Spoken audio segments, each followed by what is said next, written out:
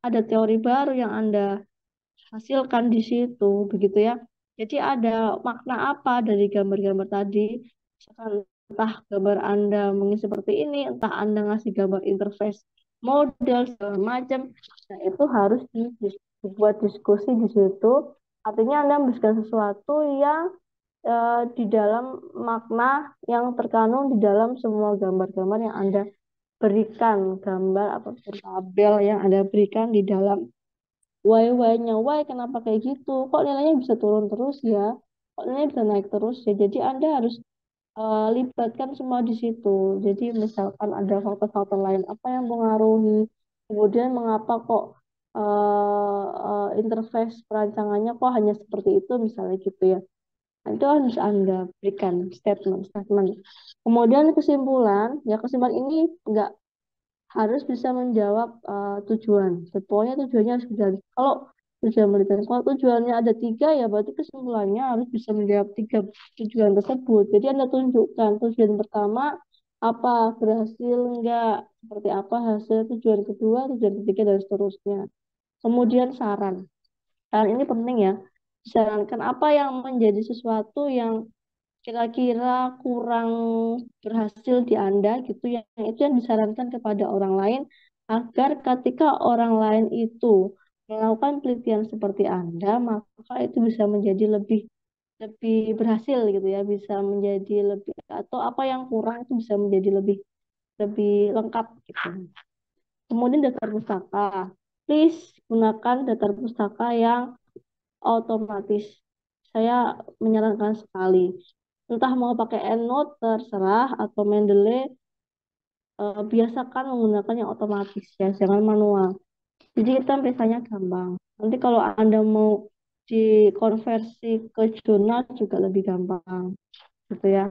Jadi data pustakanya, terus data pustaka pun itu harus dicek teman-teman, dicek apakah dia semuanya terinput ke dalam penelitian ini. Sering saya menemukan juga data pustakanya kayak banyak banget, misalkan data pustakanya 50 gitu ya, karena pas dicari di papernya apa skripsinya cuma dipakai cuma 40 misalkan, yang 10-nya kemana. Nah ini nggak boleh ya. Jadi ini namanya kejahatan dalam akademik ya. Jadi tidak boleh ya. Oh, 40 juga 40 gitu di state di situ gitu. Atau kalau Anda pakai 50 ya di sini juga harus 50 reference gitu yang Anda pakai di situ. Terus jangan lupa urutan-urutannya nanti silakan dipelajari ya. Ada pakai apa style, kemudian IEEE style. Saya nggak tahu stylenya pakai apa nih. IEEE style. Jadi sesuaikan dengan apapun yang ada di format. Kemudian lampiran, lampiran ini penting nggak penting tapi penting teman-teman. Jadi lampiran ini kadang-kadang terlalu panjang kita tampilkan dalam hasil, kita bisa berikan di lampiran. Dan lampiran itu harus di state, harus dipanggil, ngomongnya dipanggil dalam laporan. Anda panggil gitu. Jadi kalau lampiran satu ya, oh, misalkan di halaman pembahas diskusi gitu ya, 134. Ya Anda di sini ngomong lampiran satu gitu. Jadi ini harus semua lampiran C10 ya semuanya harus dipanggil di dalam laporannya. Jangan lampiran dan laporan itu saling terpisah. Jadi saya nggak tahu lampiran satu itu itu yang mana sih yang di laporannya gitu ya. Jadi laporan misalkan Anda bilang bahwa di sini rincian perhitungan poin dapat dilihat pada lampiran satu misalnya gitu. Jadi semua dipanggil di dalam laporan Anda. Jangan terpisah-pisah lampiran dan segala macam. Termasuk kuesioner, termasuk wawancara, apa yang diwawancarakan itu semuanya dilampirkan. Termasuk logbook penelitian, logbook itu catatan penelitian itu dilampirkan tanggal sekian. Ada nggak sih S1 ya? Saya lupa deh. Ada logbooknya nggak sih? Kan dikasih logbook nggak? Halo? Mas Isa ada logbook penelitian nggak sih S1?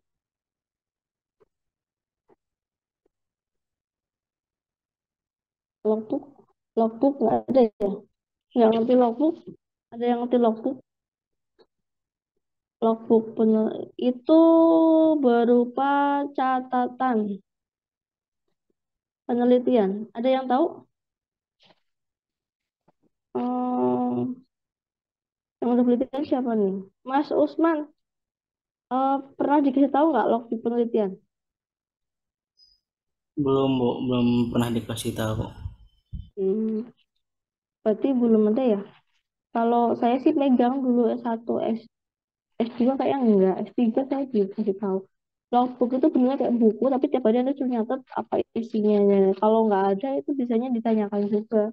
Saya nggak tahu di cara ini seperti apa, tapi kalau di kami sih harus menyatakan itu. Jadi bimbingannya itu seperti apa, perjalanan penelitian Anda itu seperti apa. Tuh.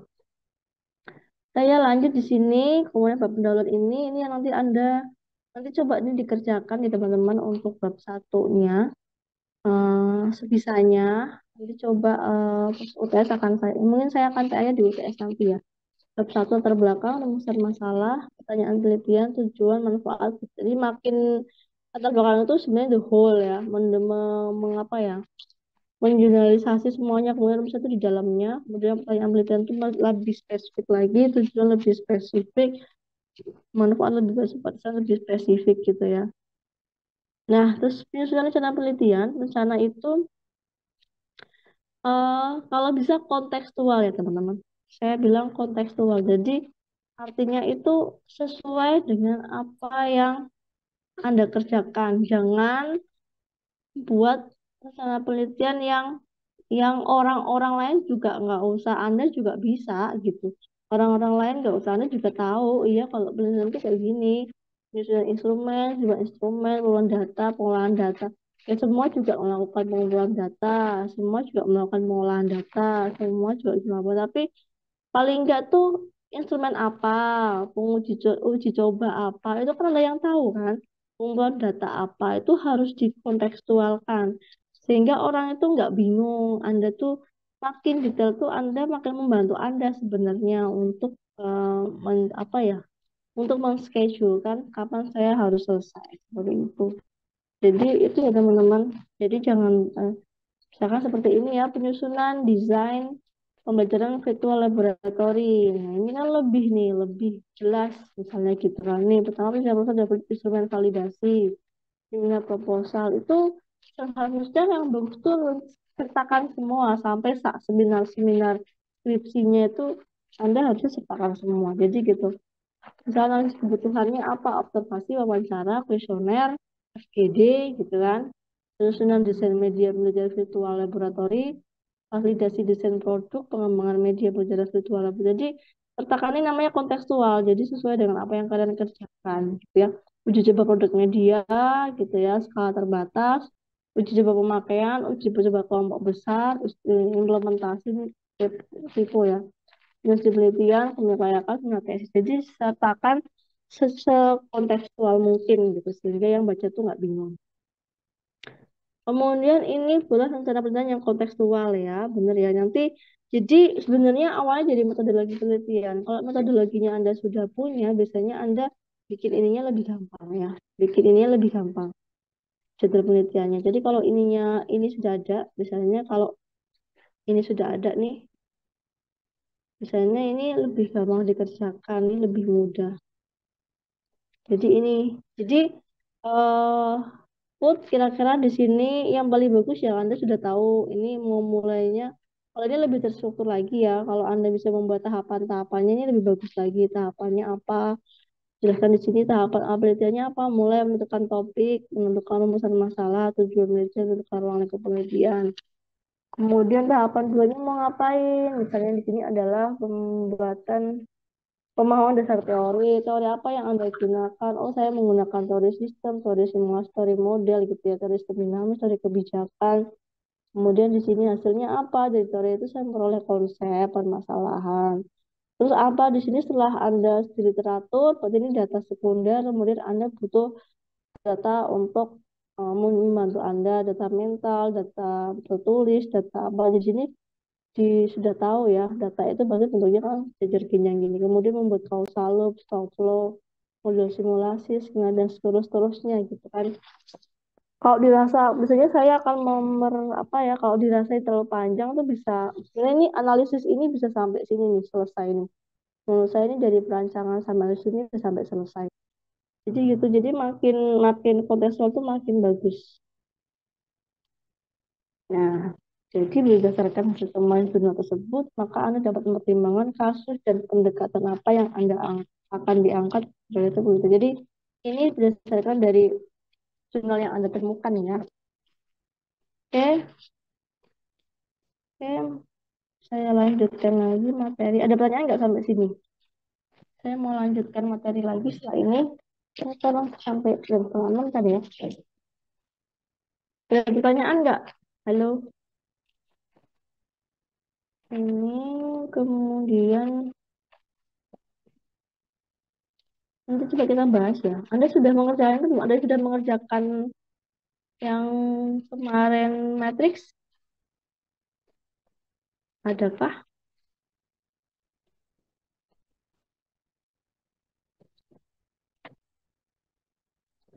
Oh, jadi prosesnya tuh hari ini satu aja, tapi minggu depan kan ada tugas. Jadi nanti ketika Anda mengumpulkan tugas, Anda silakan presensi gitu aja kali ya. Ya Isa, halo. Baik, Bu. Jadi biar minggu depan belajar mandiri. Nah, ini sebenarnya ini materi terakhir sebelum UTS.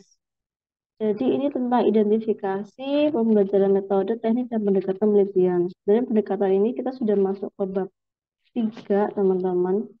Jadi sebenarnya sekedar tahu aja kalau ini tadi sudah terus saya cara menemukan metode ya.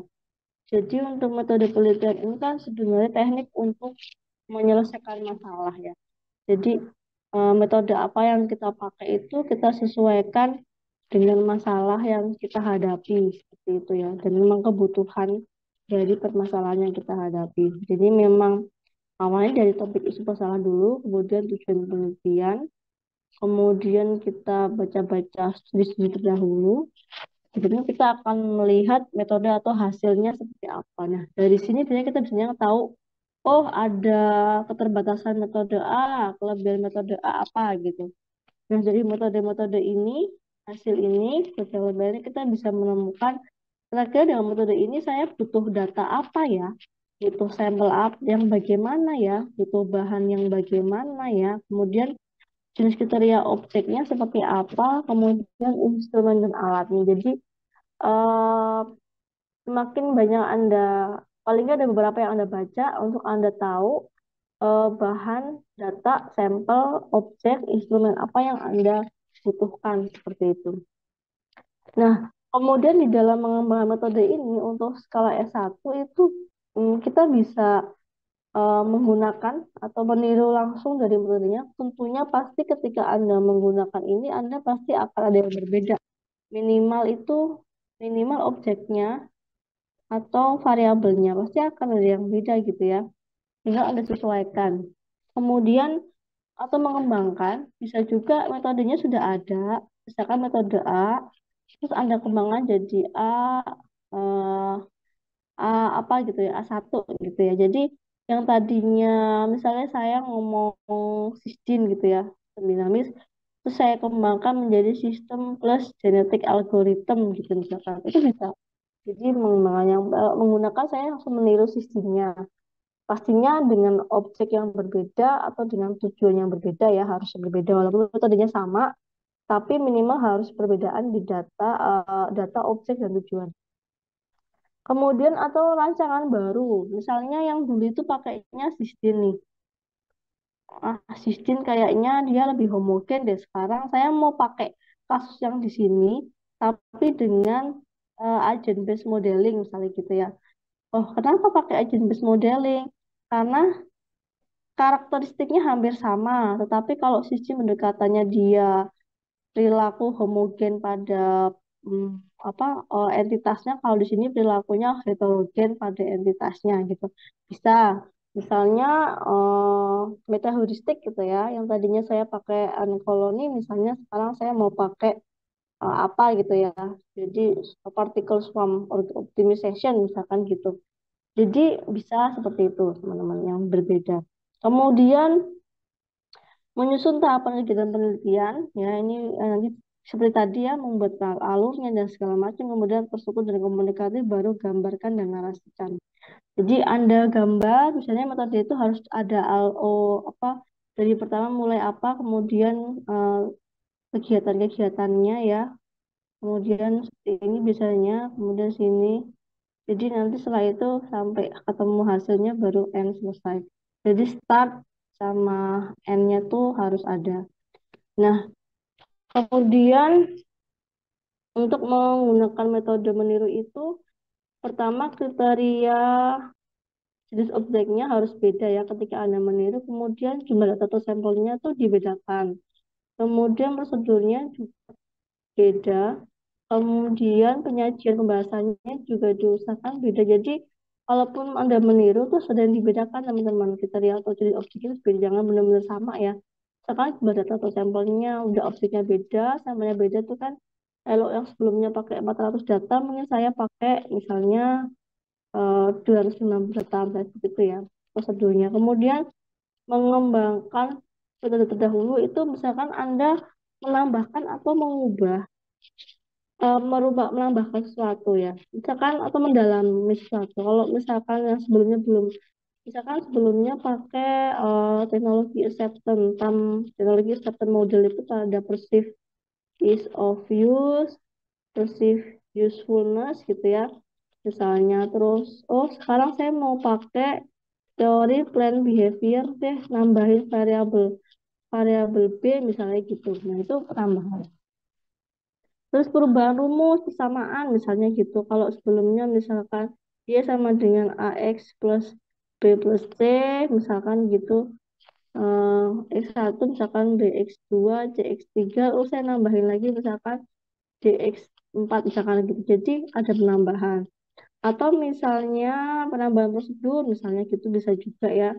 Misalnya prosedurnya yang tadinya apa saya tambahkan atau saya kurangi atau saya ubah tuh. Terus pendalaman hasil juga bisa. Jadi ada pengembangannya. Kemudian untuk perancangan itu misalnya model penulis baru, mungkin masalahnya baru, terus persamaannya baru, kemudian tahapan prosedurnya juga baru, terus kemajuan hasil temuannya itu baru.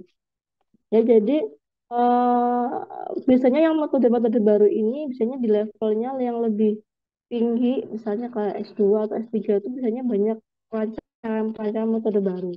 Nah, untuk S1 biasanya kebanyakan meniru dan mengembangkan ya. Tetapi bisa juga tidak menutup kemungkinan Anda juga merancang teknik-teknik yang baru ya. Tapi kalau yang saya temui itu kadang-kadang kebanyakan menggunakan metodenya, kemudian tapi objek data prosedurnya itu agak beda seperti itu. Tapi harus yang pasti Anda harus punya gapnya ya teman-teman, nggak boleh sama ketiplek. Kalau sama sampai objeknya pasti itu Anda plagiarisme, artinya nggak bisa diluluskan gitu ya. Pendekatan ini kayak udah pernah kita ya. Misalkan pendekatan itu ada kuantitatif, kuantitatif campuran. Kalau tujuan itu ada deskriptif, eksploratif, explanatory. Eh, Kalau deskriptif hanya mengembangkan situasi fenomena, eksploratorik itu hanya mengeksplor topik yang belum diteliti. Kemudian kalau eksplana itu menjelaskan hubungan sebab akibat dari variabel-variabel tertentu dan memahami metode yang mendasari. Kemudian eksperimen saya sudah pernah jelasin dulu ya, eksperimen kita ada menguji hipotesis, ada perlakuan, kemudian korelasional, mempelajari hubungan asosiasi dua variabel, tidak mencari hubungan akibat, dalam tindakan yang nanti bisa aja lah banyak. Nah, teknik pengumpulan data ini nanti sesuai dengan kebutuhan ya, bisa survei, atau survei itu ada dua, bisa kuesioner atau wawancara, tergantung gimana Bu mau carinya, tergantung kebutuhan kalian. Kalau kalian cukup dengan kuesioner, misalnya si sampelnya itu udah tahu gitu mau jawab apa.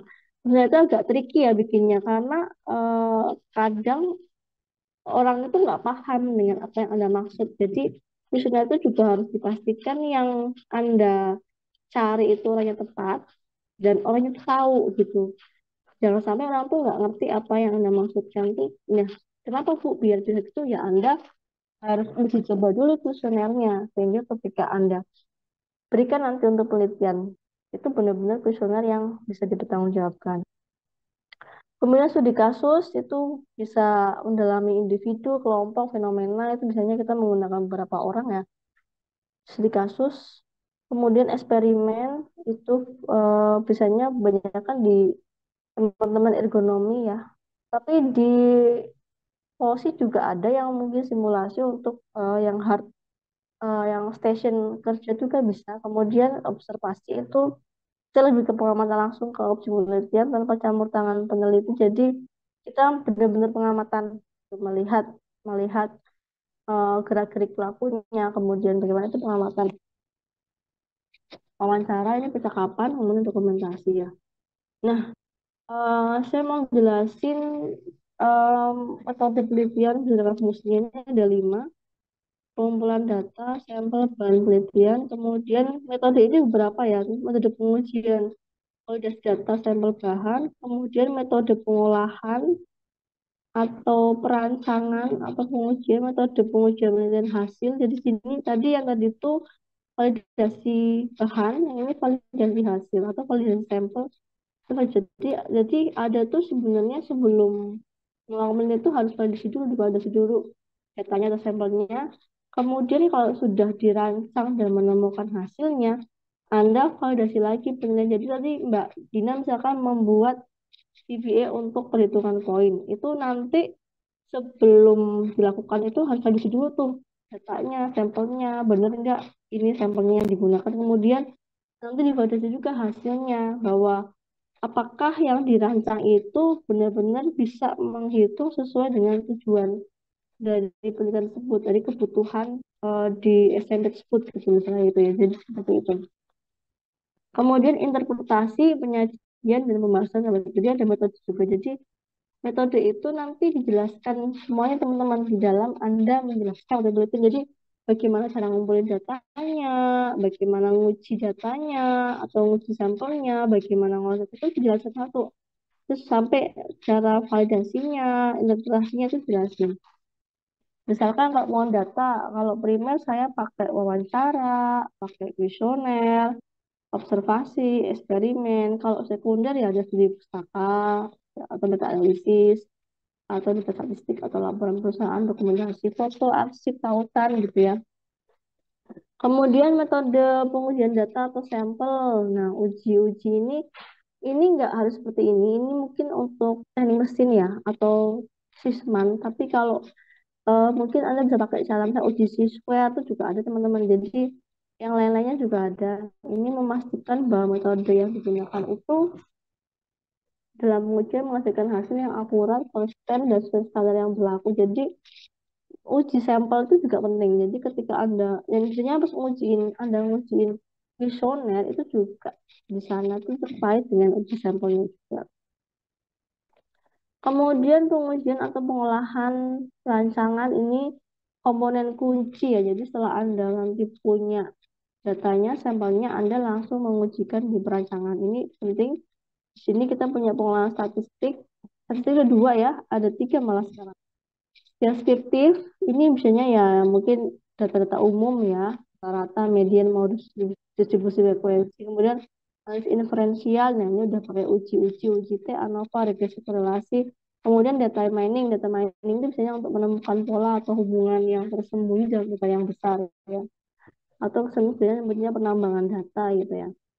Kalau perancangan produk ya berarti ada desain thinkingnya, pendekatan kreatifnya seperti apa sih gitu ya, yang untuk digunakan untuk pemecahan masalah. Misalkan ada empati, definisi, ideasi, prototipe, pengujian, kemudian value engineering ini fokus pada pengembangan produk atau sistem yang paling efisien. Nah, ini kita hitung value engineeringnya. Kemudian, nah kalau misalkan perancangan sistem nih, sistem rekayasa, biasanya pendekatan terstruktur untuk merancang dan mengembangkan sistem yang kompleks, termasuk integrasi perangkat keras, perangkat lunak, manusia. Nah, itu kita rancang di situ. Kemudian prototyping, mungkin ada yang bikin prototype di sini, itu juga bisa membuat model awal dari sistem atau produk diuji dan divalidasi pada produk akhir. Jadi ada perancangan produk dan ada perancangan sistem ya. Kemudian pengujian kuantitatif hasil ini macam-macam, sesuai dengan kebutuhan Anda. Jadi hasil yang sudah Anda lakukan tadi harus Anda testing atau Anda validasi, gitu ya. Jadi ada pengujian fungsional, menguji apakah produk sudah berfungsi sesuai dengan persyaratan dan spesialitas ditentukan. Kemudian pengujian kualitatif dan kuantitatif. Ya, kalau kualitatif itu seperti pengalaman pengguna, gitu ya. Bagaimana sudah menggunakan produk ini, apakah merasakan kenyamanan dalam menggunakan kursi yang baru, misalnya gitu yang Anda rancang. Nah, itu kan pengalaman pengguna kan. Kemudian kuantitatif, data numeriknya, misalnya nanti Anda cek di hasilnya itu, misalnya nilai errornya berapa, standar deviasinya berapa, seperti itu. Atau uji T, juga bisa. Ini di sini, jadi variasinya berapa, apakah masuk, termasuk apakah errornya masuk di range tertentu, standar deviasinya, gitu ya. Ini Anda cek di sini. Kemudian pengujian kuantitatif itu bisa dari statistik. Kalau kuantitatif itu bisa wawancara, observasi, atau fokus group. Kemudian uji coba produk baru. Nah, ini juga sama ya. Kalau produk baru itu meminta umpan balik pengguna. Kalau data, misalkan data penjualan itu berarti kuantitatifnya seperti itu. Statistik ini sama, ada yang pakai uji T, ANOVA, regresi, korelasi. Kemudian empiris ini biasanya Anda bikin satu rumusan baru misalnya gitu ya. Terus Anda mau validasi nih, yang saya gunakan ini benar nggak sih menguji benar-benar sesuai dengan prediksi. Nah, ini Anda ujikan nih model matematika ini dunia nyata untuk melihat apakah hasilnya sesuai dengan prediksi yang diberikan oleh model. Jadi, misalkan Anda punya data pemerintah itu seperti data pemerintah ya. Terus, misalnya datanya pemerintah nih, data nyata, ini dari model data prediksi dari peneliti. Nah, ini Anda bandingkan di sini, Anda uji T misalnya gitu, atau R square misalkan, dan seterusnya. Nanti hasilnya sesuai enggak gitu. Nanti kan pasti terakhirnya tadi bilang bahwa model yang saya buat itu merepresentasikan model nyata misalnya, atau seperti apa dengan nilai R square sekian, nilai T sekian gitu kan. Jadi itu harus ada. Kemudian uji hasil, pengujian produk, kemudian keandalan atau keselamatan kepuasan pengguna. Ini saya langsung aja skip ya, karena udah banyak. Kemudian metode interpretasi ini juga dijelaskan. Nah, interpretasi ini harus menjawab pertanyaan apa arti hasil ini ya. Kalau misalnya hasilnya turun Bu, so why gitu. Maksudnya apa gitu. Jadi jangan cuma hasilnya penurunan gitu misalnya gitu. Terus kenaikan. Jadi harus ada implikasi, namanya implikasinya. Jadi kalau kayak gitu terus gimana gitu loh. Ada penafsirannya, ada penafsir kuantitatifnya, ada penafsir kualitatifnya dari hasil data numerik ya. Ada penafsir kualitatifnya itu dari hasil assessment, misalnya apa pengalaman, atau misalnya hasil dari wawancaranya. Kemudian penafsir teoritis misalkan menghubungkan hasil penelitian dengan teori yang biasanya, misalkan Anda, oh berarti untuk ini memang benar bahwa marketing capabilities mempengaruhi penjualan dari ini gitu kan. Nanti ada teori siapa. Kemudian penafsiran komparatif itu membandingkan hasil penelitian dengan hasil penelitian lain yang untuk menilai berbeda. Jadi kalau Anda apa menggunakan data penelitian lain terus dibandingkan, termasuk metodenya. Dan metode lain makanya misalnya yang satu linear programming, yang satu misalnya dynamic programming. Ini Anda bandingkan. Jadi yang pakai LP seperti apa, yang pakai dynamic programming seperti apa. Jadi bisa dikomparasi. Kemudian metode penyajian hasil atau riset penjelasan itu misalnya Anda berikan penjelasan mengenai tabel, grafik, visualisasi itu dijelaskan ya. Disajikan hasilnya. Kemudian terakhir eh, metode interpretasi itu berarti mengaitkan temuan penelitian dengan tujuan awalnya. Jangan lupa semua yang Anda temukan tadi itu harus dikaitkan dengan tujuan awal Anda apa, hipotesisnya apa, teori yang relevannya apa. Jadi ini harus dipanggil lagi nih untuk memberikan justifikasi apakah penelitian Anda itu menjelaskan signifikansi ya berdasarkan dari hipotesis dan teori yang Anda gunakan. Apakah penelitian Anda itu mampu menjawab tujuan awal? Jadi itu harus dikembalikan lagi, diinterpretasi bahwa penelitian Anda ini harus dapat mengaitkan dari tujuan awal yang penelitian teori. Gitu ya. Kemudian implikasi hasil, bagaimana implikasi terhadap teorinya, praktek, dan kebijakan teori itu maksudnya apakah ada teorinya sesuai, apakah ada teori baru yang ditemukan, apakah teori baru itu maksudnya temuan Anda lah yang itu tuh nggak tercover dari penelitian sebelumnya. Terus praktik, kemudian praktik itu yang kedampaknya buat praktisi apa? Misalnya untuk perusahaan ini lebih memudahkan untuk perusahaan dalam pengambilan keputusan, misalnya seperti itu. Terus kebijakan, misalnya membantu untuk dalam merencanakan kebijakan dan seterusnya. Terus keputusan penelitian itu semua keterbatasan penelitian dan bagaimana mungkin memengaruhi hasil. Nah, bisa menyebutkan perbedaan model atau modelnya, kemudian rekomendasi penelitian selanjutnya. Nah, rekomendasinya apa nih? Nah, ini dia akan dibaca sama peneliti selanjutnya. Ini struktur-struktur tesis ilmiah, ada struktur kualitatif, sebenarnya hampir sama, tapi kalau kita lihat itu di tinjauan pustaka ya, di sini membahas tentang teori-teori yang relevan, kerangka pemikiran, kemudian kalau metodologi itu ada pendekatan dosen penelitian, teknik pengumpulan data, sebagai partisipan, dan analisis, gitu ya. Hasil pembahasannya mungkin hasil cerita temuan, interpretasi, deskripsi hasil, kesimpulan, dan saran. Tapi kalau kita lihat coba di kuantitatif itu biasanya ada kajian tentang variabel penelitian. Jadi di sini kita mungkin ada hipotesisnya kalau yang kuantitatif ya. Ini yang nggak ada di kuantitatif, kemudian kajian literatur yang mendukung variabel penelitiannya apa, kemudian lanjutan teorinya, karena biasanya kita kan pakai suatu teori untuk menyelesaikan masalah, kemudian kerangka konseptual, nah desain penelitiannya, populasi sampel nih juga biasanya nggak ada di penelitian apa penelitian kualitatif ya. Kalau di kualitatif mungkin Anda pakai populasi sampel untuk uji coba, instrumen pengumpulan datanya apa, kalau tes apa gitu ya, teknik pemodelan misalnya, teknik analisis datanya gitu. Jadi ini dijelaskan semua. Kemudian hasil running model atau simulasinya seperti apa. Setelah running itu analisis statistiknya bagaimana, tabel grafiknya dan seterusnya. Kemudian pembahasan itu untuk hasil tadi ya sudah ya perbandingan yang sebelumnya dan seterusnya. Kemudian kalau campuran ini hampir seperti tadi kuantitatif, tetapi di sini mungkin ada campur ya, ada yang menyelesaikan metode kuantitatifnya gitu ya.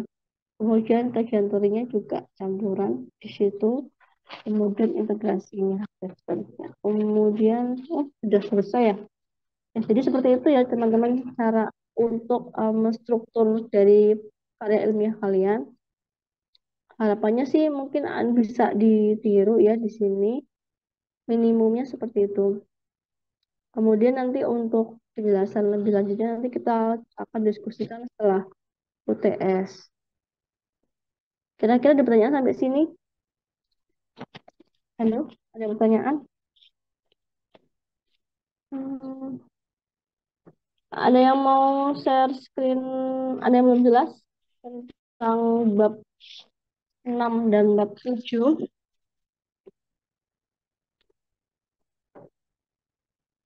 Mm-mm.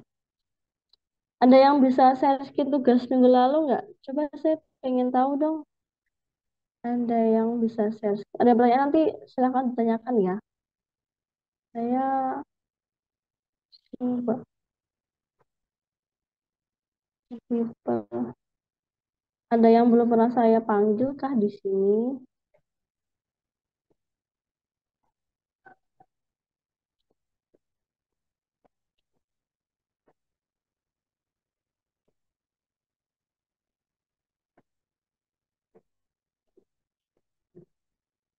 Hmm. Ada Rizky Farel nggak Rizky Farel? Bikin itu nggak Rizky Farel? Halo Rizky Farel.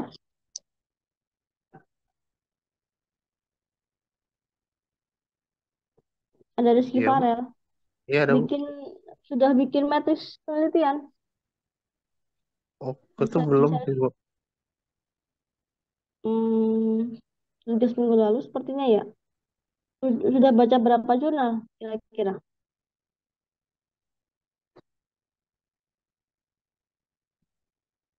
Halo? Eh, baru yang dari tugas-tugas kemarin sih, Bu. Hmm, sudah berapa jurnal kira-kira?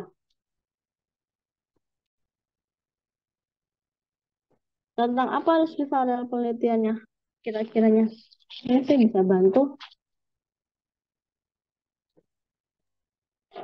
Eh, kalau mungkin sekarang kayaknya bakal tentang kayak analitika data gitu sih, Bu. Meneliti data tentang kasusnya di Hmm. Nah, itu masih jurnalnya ada nggak yang bisa di-share ke saya? Jurnal apa gitu? jadi sebenarnya. Hmm, hmm.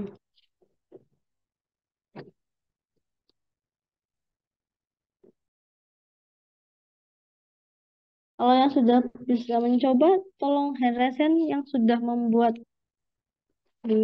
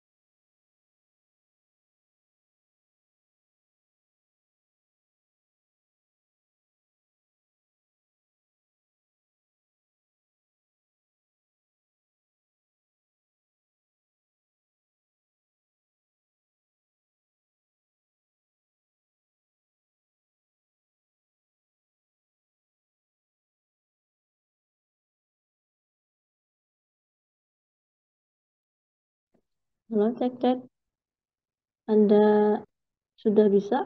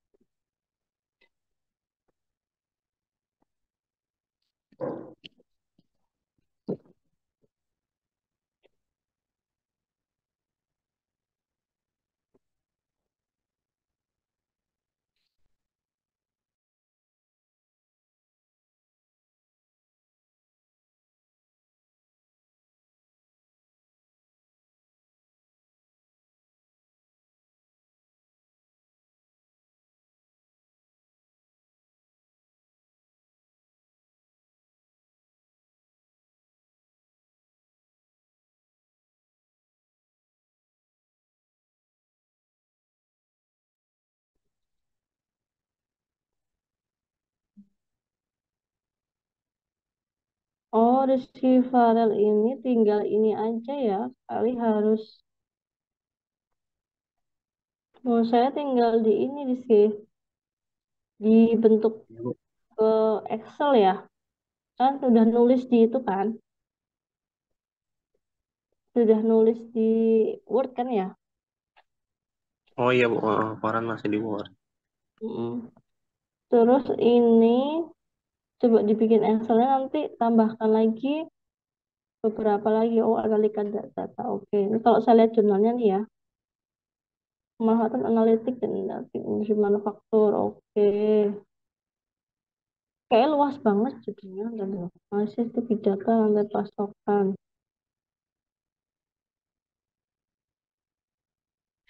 Hmm, belum mengena gitu. Apanya gitu, variabelnya apa itu belum mengena variabelnya apa itu belum mengena Farah. Harus lebih ini lagi ya membaca jurnalnya. Misalnya nih, tujuan penelitian untuk membahas bagaimana konsep teknologi big data dapat membantu meningkatkan visibilitas dari pasokan. Nah, ini kan kita perlu tahu nih variabelnya apa, terus dia outputnya itu apa, yang mau ditingkatkan itu apa gitu, visibilitas itu apa saja. Nah, itu kan ini mengoptimalkan. Nah, optimalkan itu apa yang dioptimalkan ini kan belum belum kegambar kalau dari saya bacanya ya. Mungkin bisa jadi jurnalnya terlalu terlalu ini apa namanya terlalu general gitu kalau tapi kalau nanti dituliskan saja jadi x y-nya itu apa gitu variabel x-nya apa y-nya apa gitu y-nya apa terus variabel x-nya apa saja kemudian metodenya apa nah ini belum jelas gambar jadi teman-teman semuanya lah untuk semuanya aja nggak harus ada yang pernah udah bikin matris belum coba raise hand ada yang sudah mencoba bikin matriks Sisilia sudah. Belum, Ibu. Oh ya deh, nanti saya putkan di Classroom aja deh buat minggu depan ya. Coba tambahkan sambil nanti saya coba didalemin masing-masing ya teman-teman. Jadi dari saya satu-satu deh. Di sini coba saya panggil satu ya yang belum mendapatkan. Anda yang mau dapat ide sampai sekarang nggak tahu apa.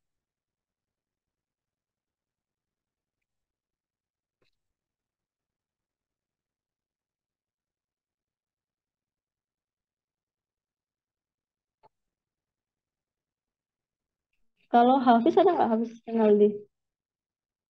Hafiz Raffi Rinaldo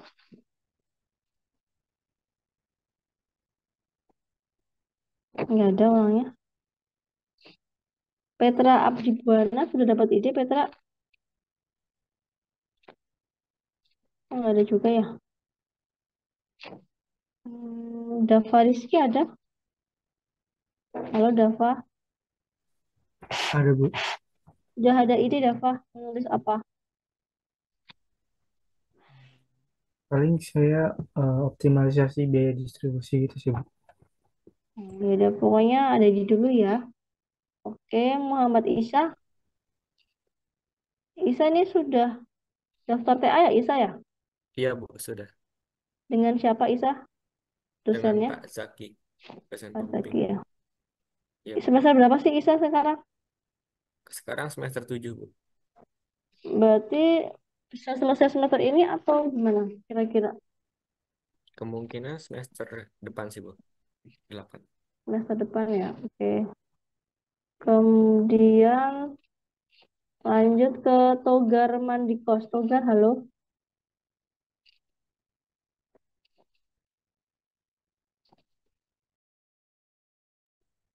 Mungkin nggak ada juga nih. Kemudian Muhammad Rakin Firdaus. Rakin ada. Hadir, Bu. Sudah ada ide Rakin. Nulis apa? Sudah Bu, udah ada. Oke. Tentang apa sih forecasting ya? Kalau di situ kan awalnya forecasting ya Bu, tapi pas Hmm. bimbingan sama Pak Zaki, akhirnya ke pengembangan model Bu. Berarti udah ngambil TA? Sudah Bu, Oh, udah ambil TA. Oke. Semester berapa 7 ya sekarang? iya Bu, semester 7 Bu. Udah ambil TA. Oke.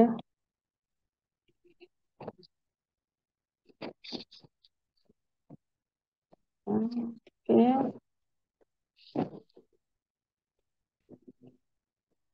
Selesai semester ini nggak Rakin atau ini kira-kira? Kan ditargetinnya minggu depan udah daftar sempro, tapi masih berkutat di ini sih, baru disuruh buat ujian masalahnya itu dikejar sih Bu. Daftar Oh, sempro tuh. oke. Baik. Ya, lanjutkan aja. Baik Bu. Oke. Hafizatul Rahma ada? Ada Bu. Sudah ada ide Mbak Hafizatul? Kemarin bimbingan sama Pak Zaki udah dikasih Bu. Kayak pengembangan model sama kayak Rakem. Hafizatul udah ngambil TA? Udah Bu. Oh, sudah ngambil TA. Oke. Kemudian Anggia sudah, Usman sudah, Fioren Karisa, Iya Bu. halo, sudah ngambil TA belum ya? Belum ya? Udah Bu, ambil ya. Oh, udah ambil TA. Kemarin dengan siapa berarti? Apa pembimbingnya? Mia, Pak Zaki Bu. Pak Zaki. Berarti udah di KRS udah ambil TA ya? Iya. Semester berapa sekarang? Halo Bu, Semester berapa sekarang? semester 7. Semester 7. Oke.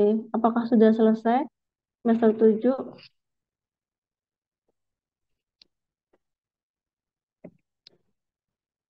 Udah kompre belum, Mbak?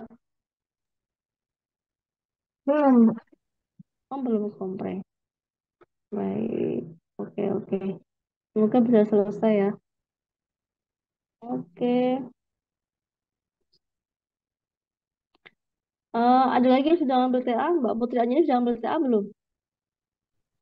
Mbak Putri Sudah Bu Anjani. di semester ini, cuman Oh, masih sudah belum ambil TA dapat. di KRS-nya. Udah Bu.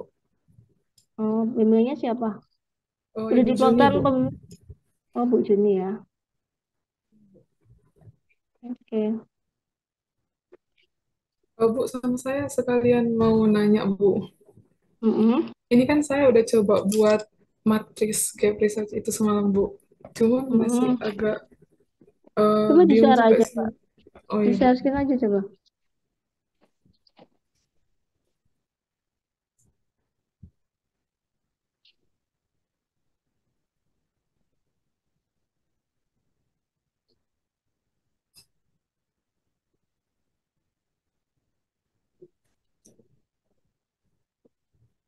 Udah kelihatan belum ya Bu? Ya, sudah silahkan. Ini review Yang jurnalnya ya? ya ini Mm-mm. saya masih buat yang kayak gini sih Bu. Cuman masih kalau kayak gini bener gak ya Bu? Bisa nggak ya kalau buat matriksnya kayak gini Bu? Hmm. Berarti ini memetriskan antara tujuan penelitian dan metode penelitian. Bisa juga sih MRP, DRP, Savimetrics, CRPL, Savimetrics, metode transportasi, Flag and Rex. Metode ini kan tentang sistem transportasi ya. Kemudian, oke, dilanjutkan aja tujuannya, penyampaian dan aktivitas, perencanaan dan bilang aktivitas, oke. Aktivitasnya apa, kemudian perencanaan rute distribusinya apa, terus pengendalian persediaan. Ya coba aja Mbak kalau memang itu ada. Kalau MRP itu kan memang persediaan ya. Kemudian di RP itu saya nggak tahu bener nggak itu untuk persediaan gitu. Metode transportasi ini apa Mbak? Ini Yang ini ada Bu, yang risk cost sama Vogel approximation itu Bu. risk cost sama. Vogel approximation itu Bu, sama ada Modi juga sih Bu. Semalam ada review jurnal itu pakai metode Modi gitu Bu. Itu kurang lebih sama kayak Vogel approximation gitu Bu. Hmm, coba dicari kayak metode transportasi itu terlalu luas ya. Maksud saya tuh kayak luas gitu loh Mbak. Soalnya yang lainnya kan jelas nih ya, saving metric, GRP, MRP, terus nah itu mungkin dicarinya itu namanya langsung atau kalau bisa namanya langsung namanya langsung. Karena ini kan yang lain-lainnya kan namanya langsung nih ya, kayak yang like saving gitu kan. Jadi yang ini kayak terlalu luas atau persamaannya dari semuanya misalnya sama-sama programming, linear programming ya udah namanya linear programming. Misalkan yang satunya programming apa programming apa, tapi linear misalnya gitu. Jadi yang metode transformasi ini sih yang aneh menurut saya tuh nyempil sendiri itu aja sih Mbak. Oh iya Bu. Kayak nggak head to head gitu loh. Harus lebih dispesifikasikan ya Bu. Kayak nggak head to head, harus head to headnya. Iya Bu. Terima kasih Yang Bu. penting nanti penjelasan di research gap-nya aja sih.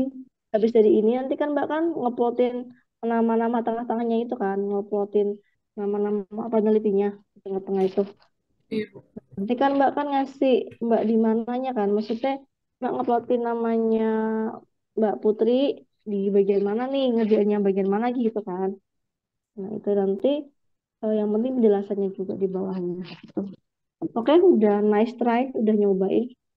Iya Bu. Oh Bu, sama satu mau nanya lagi Bu. Ini kan Silakan. eh, aku juga udah ngambil TA di semester ini. Cuman memang Mm-mm. belum pernah bimbingan sama Ibu Joninya dan belum dapat objek juga. Ini yang untuk sampai bab 2 UTS itu memang harus sampai bab 2-nya gitu ya, Bu? Mm-mm. Mungkin sebenarnya sampai matriks ini kan Mbak sudah nemu nih.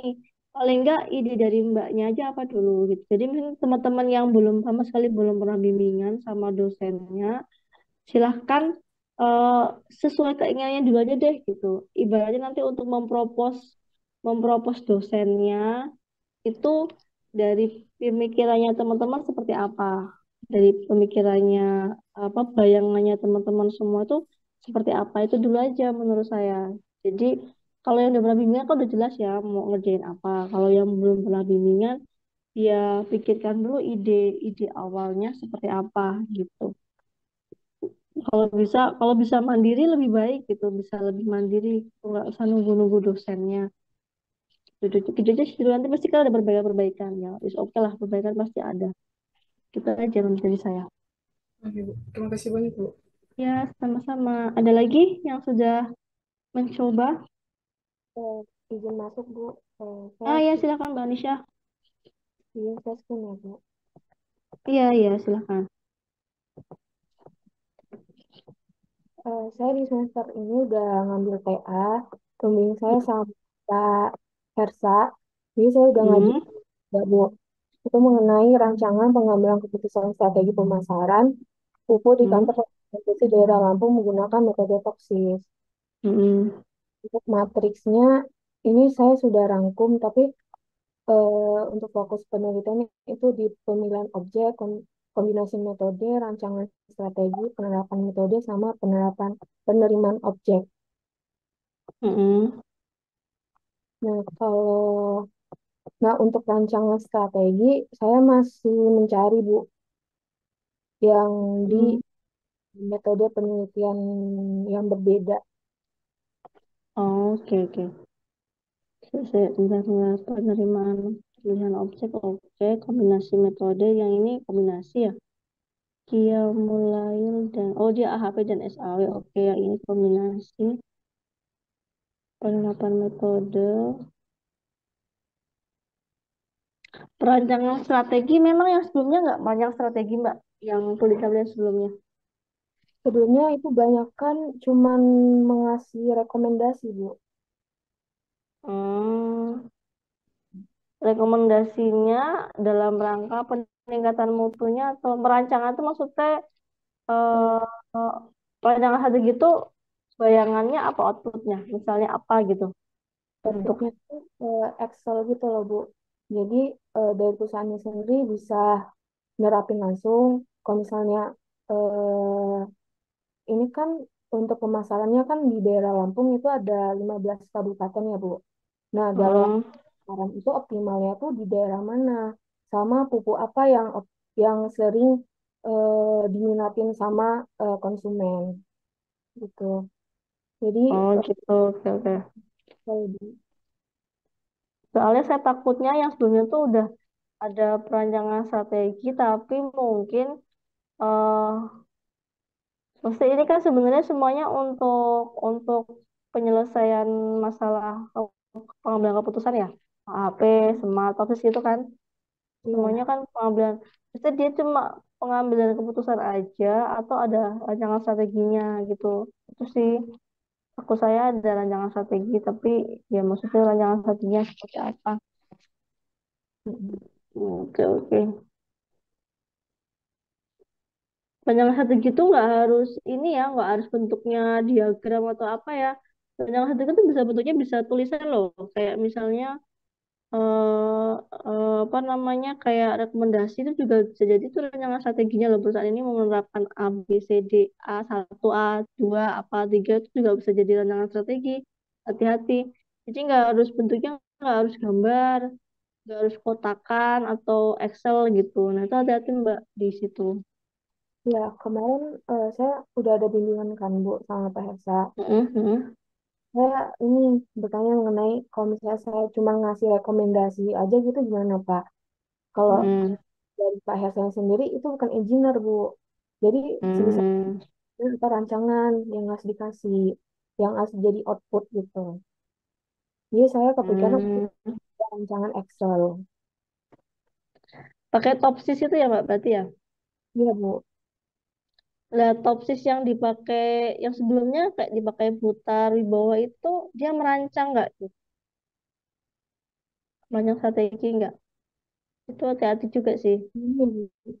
Berarti Mbak harus bedain antara Wibawa, Putar sama Agus ini. Harus Hmm. benar-benar signifikan berbeda masuknya. Kalau dulu itu lebih pemilihan gedung, Bu. Kayak pemilihan, Oh, ya kayak rekomendasi juga. Bukan hmm, rancangan gitu, Bu. Kayak nentuin alternatif. Kalau misalnya pilih ini, itu biayanya berapa gitu. Berarti kalau Mbak rancang strategi gitu, strategi pemasaran gitu kali ya. Iya, Oh, berarti perancangan strategi ini kali Mbak. Keputusan strategi. Oke, oke, oke. Pemilihan oke. Ya udahlah, kita lanjut dulu Mbak. Kayaknya sih bisa kalau perancangan strategi harusnya. Harusnya sih bisa. Soalnya saya takutnya ini. Takutnya takutnya mereka juga strategi, tapi strateginya beda. Yang satu strategi pemilihan supplier, satu lagi strategi pemasaran gitu loh. Takut saya itu sama-sama strategi tapi beda gitu. Yang satu tuh strategi untuk pemilihan supplier misalnya, satu itu strategi untuk strategi itu kan soalnya kan bentuknya bisa kayak rekomendasi itu di mm-mm. situ. Sih kalau gitu itu sih itu aja. Tapi ya oke lah idenya udah oke. Cuma hati-hati jangan, saya lebih ke strateginya sih. Soalnya strategi itu tuh bisa bentuknya kayak rekomendasi. Jadi hati-hati aja di situ. Maksud saya apakah yang dulu itu strateginya bukan untuk pemasaran, tapi strateginya adalah untuk pemilihan apa gitu misalkan strategi untuk apa yang sekarang itu strateginya untuk pemasarannya gitu. Jadi mesti itu pembedaannya. Baik dulu.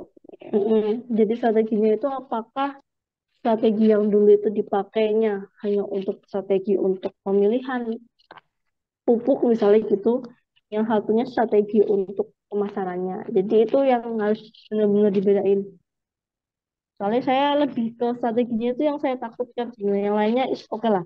Tapi strateginya tuh, soalnya strategi itu kadang bentuknya itu kayak tulisan biasa, kayak kayak nomor satu apa strateginya mau satu apa dulu, dua apa tiga empat gitu. Nggak harus bentuknya nggak harus framework kayak kotak-kotak gitu ya. Itu sih Mm-mm. enggak. Itu aja sih dari saya. kasih Bu. Ya, sama-sama. Ada lagi yang mau saya screen? Silahkan. Yang lain silahkan ya, kalau ada yang mau didiskusikan, nggak harus tentang ini, yang penting tentang masalah penelitian. Oke, ada lagi? Nggak ada. Hmm, ada yang mau didiskusikan?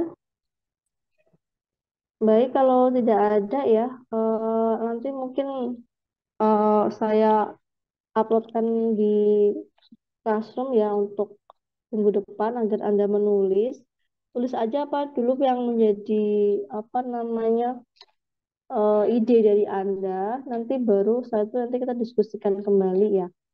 Terus sudah mungkin dari saya ini pertemuannya sudah habis ya sampai minggu ketujuh. Minggu depan latihan mandiri. Kemudian tetap presensi di minggu depan. Untuk minggu ini tetap presensi untuk sekali minggu ini. Minggu depan tetap presensi untuk penugasan gitu aja ya. Dari saya cukup. Terima kasih atas perhatiannya. Selamat sore. Assalamualaikum warahmatullahi wabarakatuh. Waalaikumsalam. Terima kasih, Bu. Kasih Bu. Sama.